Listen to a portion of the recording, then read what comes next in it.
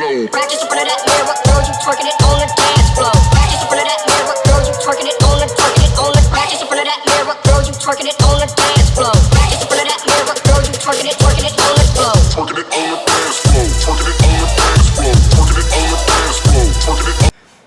All right, hey guys, today I want to take a few minutes just to talk about something that seems to be a source of frustration for a lot of dieters and coaches as well. And that is the stress associated with taking regular body weight measurements. And my main point in making this video is going to be that stressing about each and every weigh-in doesn't do anything positive for anyone. And it's really not a good idea in that it can actually be counterproductive to your weight loss goals in some cases.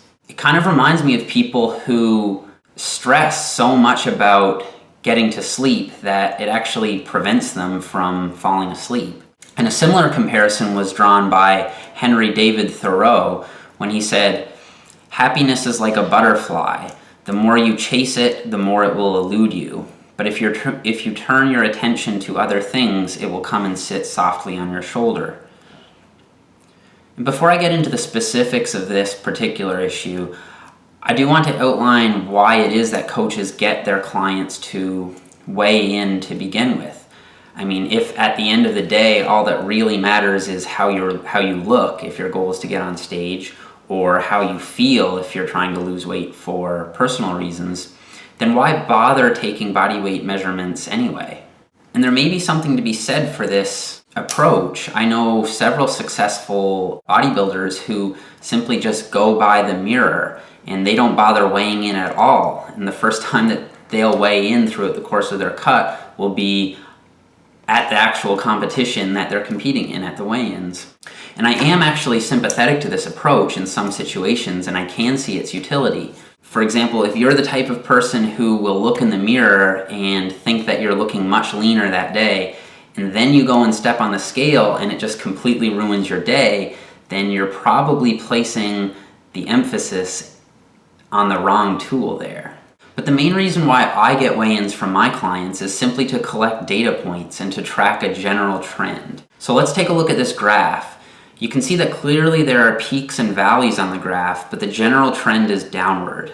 And it's clear that it would be futile and short-sighted to stress over the transient fluctuations on this graph.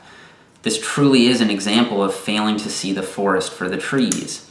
I would like to add that this is the type of weight loss that you'll see more often in male dieters. In female dieters, there seems to be more of a pattern more akin to that of stairs, where the weight loss can stall and then just take right off almost out of nowhere.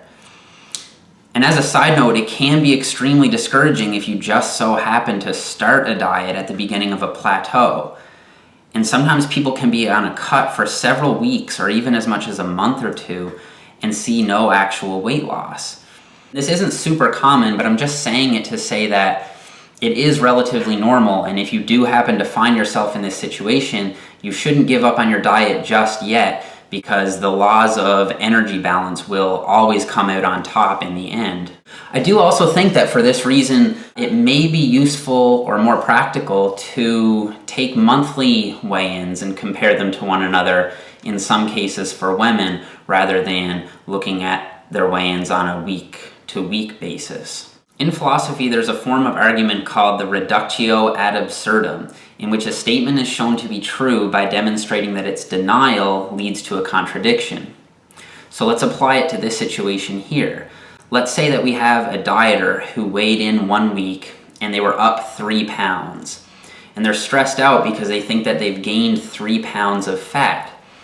Well, in order for them to have actually gained 3 pounds of fat tissue, it would mean that they would have had to have eaten in excess of 3,600, which is the number of calories in a pound of fat, times 3 for 3 pounds of fat, which is over 10,000 calories in excess. So that's over what they would have eaten anyway in 1 week.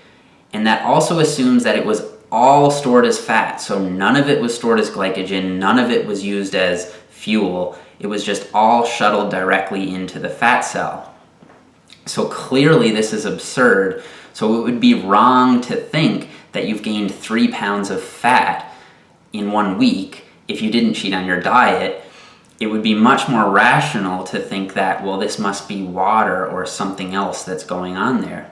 I'll finish out this video by simply just listing a bunch of possible reasons that could cause you to gain weight or go up on the scale without having actually gained fat. In fact, it seems very unlikely that you would have gained any significant amount of fat.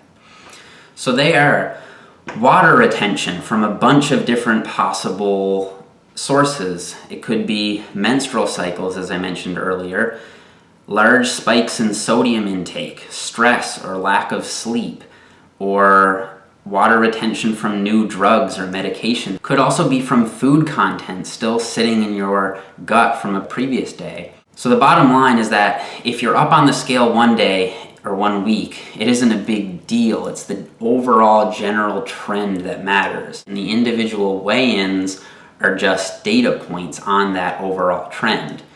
And furthermore, if you are up on the scale, realize how silly it is to think that a significant amount of that weight is actually fat.